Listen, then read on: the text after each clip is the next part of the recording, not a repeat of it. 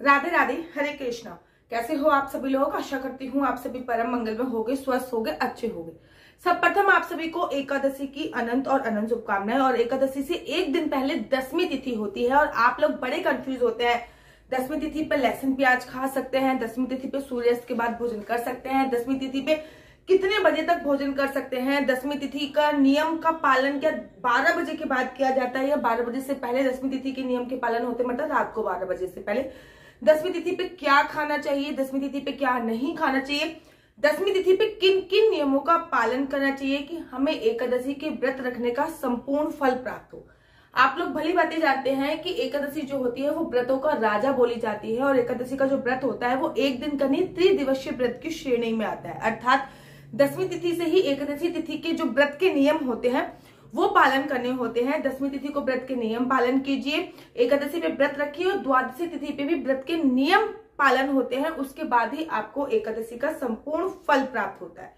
अगर एकादशी 7 तारीख की होती है तो दसवीं तिथि के नियम 6 तारीख को फॉलो किए जाते हैं। ठीक इसी प्रकार से एकादशी अगर 11 तारीख की है तो दसवीं तिथि के नियम 10 तारीख को फॉलो कर देंगे। अर्थात एकादशी से एक दिन पहले की जो तिथि होती है वो दसवीं तिथि होती है और दसवीं तिथि पे हमें किन किन नियमों का पालन करना चाहिए, आज की वीडियो उसी पे आधारित है। क्योंकि ये बहुत जरूरी है, व्रत रखने से भी ज्यादा जरूरी है व्रत संपूर्ण तरीके से रखा जाए। तो चलो प्रारंभ करते हैं। और सबसे पहला जो क्वेश्चन मुझसे पूछा जाता है दसवीं तिथि को लेके वो यही पूछा जाता है कि दसवीं तिथि पे एक बार भोजन करने का विधान है।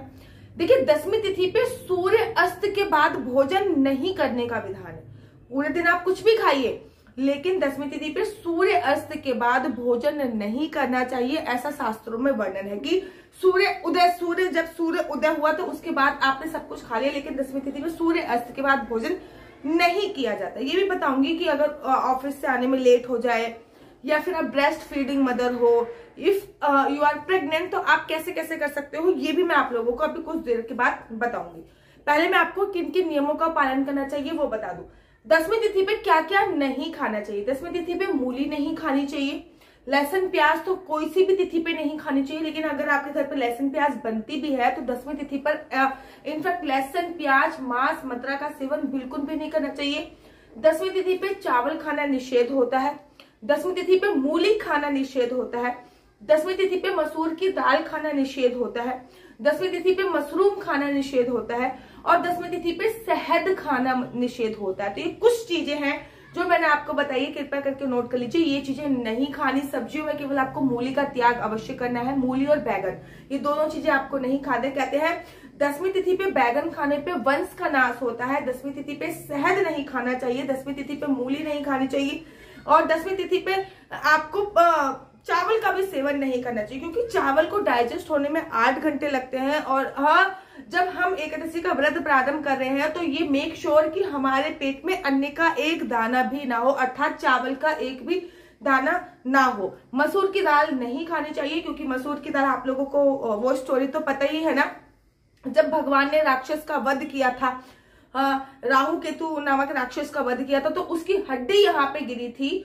जो स्वाम्ब मनु था वो बाद में राहु केतु बना था, पहले तो स्वाम्ब मनु था, तो उसकी हड्डी यहाँ पे गिरी थी, वहां पे लहसुन की उत्पत्ति हुई थी, उसका मांस का टुकड़ा यहाँ पे गिरे थे, वहां पे प्याज की उत्पत्ति हुई थी, यहाँ पे उसके रक्त की बूंद गिरी थी, वहां पे मसूर की दाल की उत्पत्ति हुई थी, इसलिए मसूर की दाल का सेवन नहीं किया जाता है। तो दसवीं तिथि पे इन चीजों का सेवन नहीं करना चाहिए। अब दसवीं तिथि पे और कौन से नियम है जिनका हमें पालन करना चाहिए, जैसे कि दसवीं तिथि को सूर्यास्त के बाद किसी भी कीमत पे भोजन नहीं करना चाहिए। दसवीं तिथि को आपको बेड पे नहीं सोना, दसवीं तिथि को पृथ्वी शयन का शास्त्रों में वर्णन दिया गया है।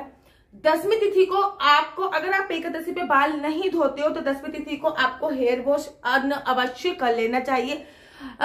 दसवीं तिथि को आपको किसी भी प्रकार की काम वासना क्रीड़ा को अंजाम नहीं देना है। दसवीं तिथि को संपूर्णतः ब्रह्मचर्य का आपको पालन करना होता है, पूर्णतः ब्रह्मचर्य का पालन करना होता है।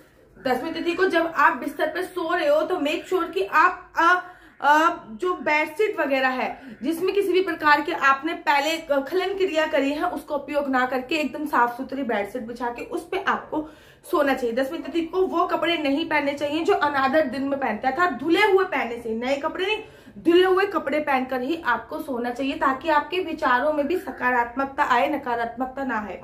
10वीं तिथि को बहुत जल्दी सोने का नियम होता है और जिनको कुछ खा के सोने की आदत होती है तो मेक श्योर कि वो सूर्यास्त के बाद कुछ भी ना खाए। लेकिन अगर आपको ऑफिस से आने में देर हो रहा है, अगर ऑफिस से आने में टाइम लगता है आपको, तो आप दूध पी सकते हैं, फल खा सकते हैं, मेक श्योर अन्न ना खाए, क्योंकि अन्न को डाइजेस्ट होने में कुछ ना कुछ समय चाहिए होता है और उसके बाद हमारी एकादशी तिथि प्रारंभ हो जाती है। सनातन धर्म में जो तिथि प्रारंभ होती है वो सुबह सुबह सूर्य अस्त के सूर्य उदय के साथ ही तिथि प्रारंभ होती है। तो ये 12 बजे के बाद हम कुछ नहीं खाते हैं, 1 बजे के बाद हम कुछ नहीं खाते, ये रूल्स रेगुलेशन नहीं होता।